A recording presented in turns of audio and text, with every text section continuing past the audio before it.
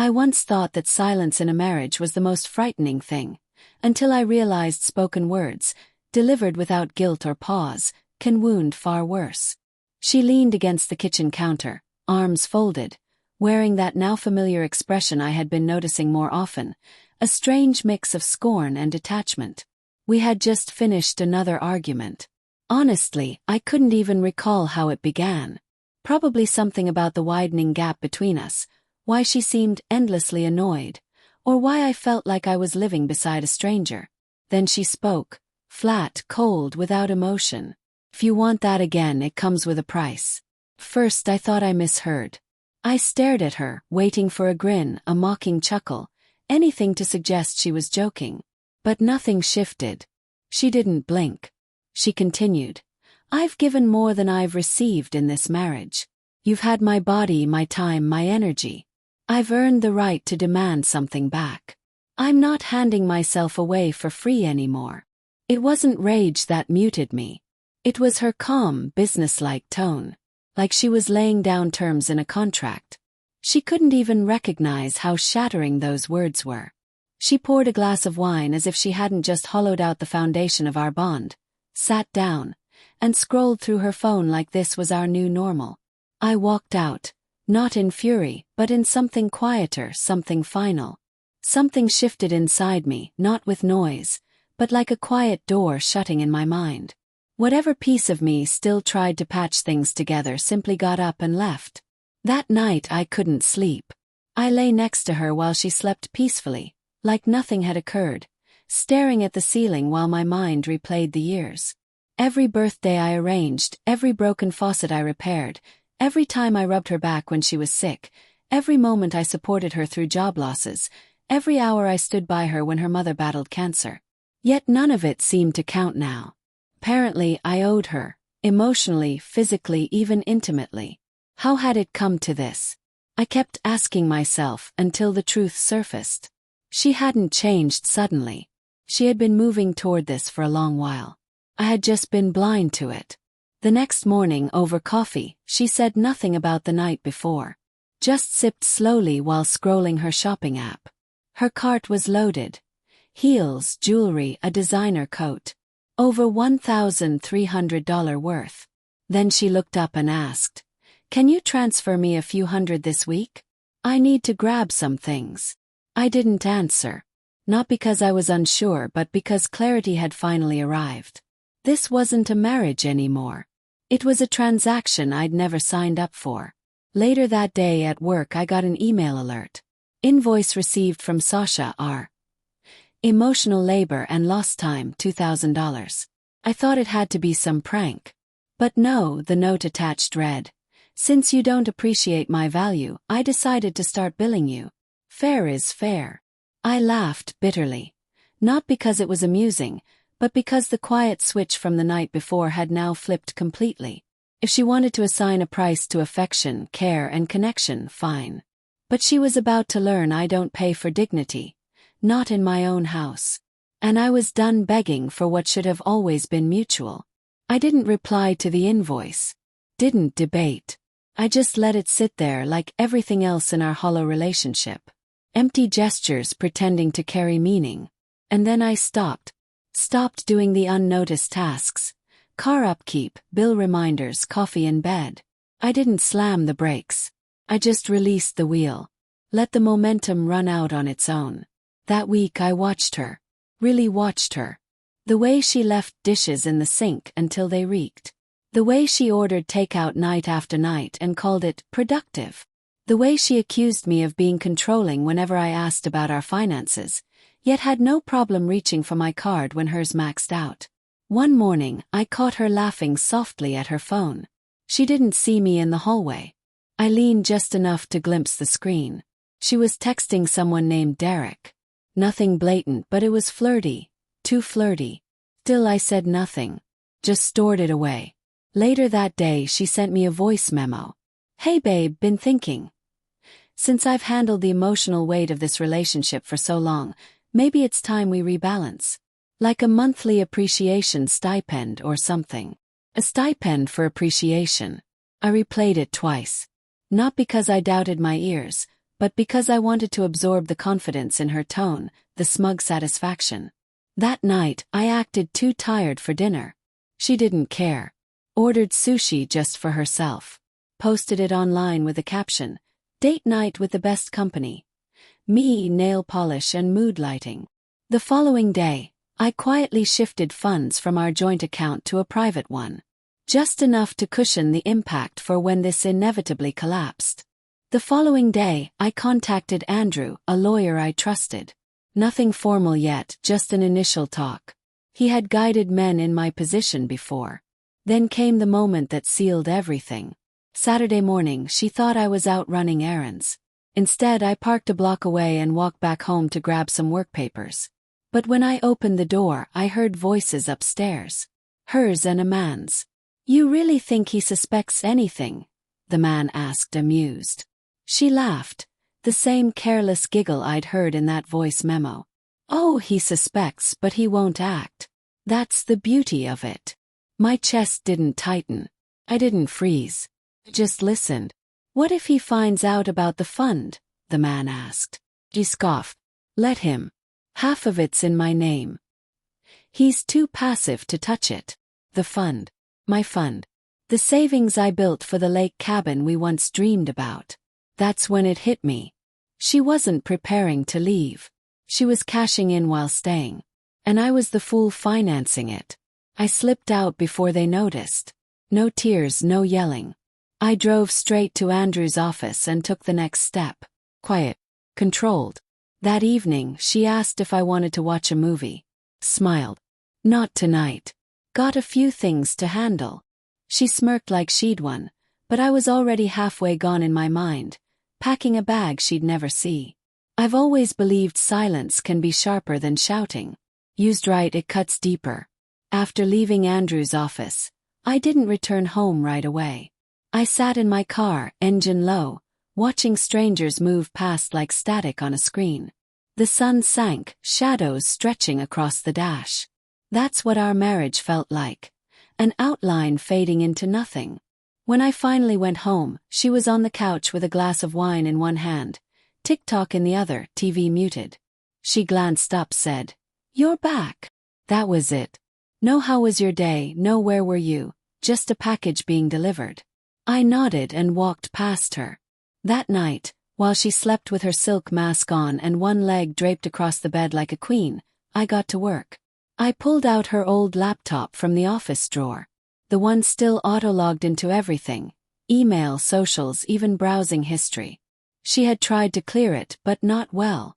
What I found wasn't surprising anymore. Spa appointments, luxury brands, influencer nonsense, expensive purchases. It was only confirmation. Proof of what I already knew. I clicked on, not from curiosity but to prepare. If she treated marriage as a transaction, then I was going to balance the account. Then I saw it. A post from an anonymous Reddit account with the username Monetized Muse. Clicked, expecting nothing. But the top post had over 1,400 upvotes. How I got my husband to pay me for intimacy without him even knowing. I read every line. It wasn't vague. It was step by step. No names, but the details were too precise to dismiss. She wrote about exploiting emotional guilt, giving just enough affection to keep the rewards flowing, never too much, always calculated. She had trained him to link physical closeness with material cost, and people praised her. The comments were full of applause, admiration, and women swapping tricks. She had fans and she was proud. I didn't close it. I forwarded it to myself, took screenshots and made backups. Then I saw her next post. It was worse. Considering going full sugar baby while married, advice. She described her husband as a decent guy, just dull. Said she missed feeling desired. Wrote about testing a content subscription under a fake name, and hinted someone she knew had subscribed. She admitted she liked the thrill. The account linked to others. Followed. The Instagram was private, but the photo was unmistakable. The mole on her cheek, the necklace, the furniture in the background. Same lighting, same living room, same smirk. To be sure, I searched the alias. Pure instinct. A premium messaging site appeared. Full of provocative photos. Some subtle, others blatant. Many clearly taken inside our home. She had turned our house into her studio, our furniture her props, and I was paying the bills that lit every scene. I didn't rage. Didn't break anything. I just exhaled. And then I made 3 calls. First to Andrew. I told him to draft a post-nuptial agreement. Full asset protection. Make it look fair but lock it down. She'd sign it. I'd frame it as her safeguard. Second, I contacted HR and rerouted part of my paycheck into a private investment account she couldn't touch. Third, I reached out to a cybersecurity buddy from college. Asked him to dig into the Reddit handle and link socials. Full archive, metadata, backups. No questions. After that, I returned to our room and lay beside her. She didn't stir. I looked at her. Really looked. This was the same woman who once slipped her hand into mine during movie previews, who whispered secrets on long drives, who cried with joy when I surprised her with a weekend among the autumn leaves. That woman was gone. Now she was selling fragments of herself to strangers, just to feel powerful or wanted. And she believed I had no idea. But I did. From that moment, I wasn't her husband anymore. I was her reckoning. 3 days later, I slid the post-nup draft across the kitchen island, sipping my coffee as if it were any other morning. She glanced up from her phone. "What's this?" Smiled. "A post-nup, just for clarity. Protects us both if anything happens." Her brow furrowed. "Why now?" Shrugged. "Because I'm tired of guessing. You've been talking about imbalance, giving more than you get. This just puts things on even ground. What's mine stays mine, what's yours stays yours. Fair, right?" That word fair lit something in her. She sat taller like she'd just scored a victory. Exactly what I expected. On the surface, the document looked balanced. But buried in the fine print were protections. My retirement untouchable, my investments shielded under premarital clauses, and any debt from that day forward, hers alone. She flipped through, barely reading. Ego muffled suspicion. "Should I get a lawyer to review this?" she asked. I shook my head. "Only if you don't trust me." She hesitated for a moment, but then smiled, signed, and slid it back. Her signature curled across the page, bold with false confidence. That night, I shifted every dollar from our joint account into the protected vault Andrew had built. It wasn't hidden, wasn't illegal, it was reclassified. Her access vanished the moment her pen touched that page. Then came the cleanup. I scrubbed browser logs, cleared shared devices, removed all traces of her hidden accounts from our network. Everything useful, screenshots, posts, records, metadata, I'd already stored in triplicate. She had no idea, but she would. Because I wasn't her partner anymore. I was the consequence. I waited for the right night. Friday, the kind where she poured 2 glasses of wine but drained them both. Her phone buzzing with messages, screen filled with handbags. I walked in calmly, a manila folder in one hand, my phone in the other. "Hey," I said, dropping the folder on the coffee table. She raised a brow. "What's this?" "Proof," I answered, sitting across from her. "That I know everything." She froze. Page 1. Her Reddit post with over 1,400 upvotes. She blinked. That could be anyone. Page 2, metadata. Page 3, IP addresses, all ours. Page 4. Payment logs from her secret account. Final page. A photo she took in our bathroom. Timestamp reflected in the mirror. Her face went pale. She reached for the folder. I stopped her hand gently. "No need. I know it by heart." Silence thickened the room. I leaned closer. "You taught strangers how to weaponize guilt. How to turn affection into currency. You turned us into a machine, you push a button and you get what you paid for." She opened her mouth but nothing came. I continued, calm and steady. "I didn't stay because I was blind. I stayed to see how far you'd go when you thought I wasn't watching." Her lips moved. You went through my..." "No," I cut in. "You made it public. You turned our life into content. I just collected the receipts." I placed a small envelope beside the folder. she asked, voice cracking. What's that? A copy of the post-nup you signed, and the withdrawal slips from our joint account. I didn't wait for her reaction. I walked upstairs, packed a bag, and loaded it into my truck. No slam doors. No shouting. I wasn't escaping, I was finished. She followed me to the door, voice trembling. Where are you going? I met her eyes. You started charging me for love. I'm just closing the tab. Then I walked out. Not for a breather. For good. I didn't look back. Not out of cruelty, but because I had already given more than any self-respecting man should. I had given patience, forgiveness, grace, and she spent it like a coupon code. I stayed with a friend while Andrew handled the legal side. The post-nup made it clean. The evidence certified. She didn't contest. Not after the folder. Not after realizing I wasn't bluffing. Her last message was short. Can we at least talk? I never answered. I didn't need to.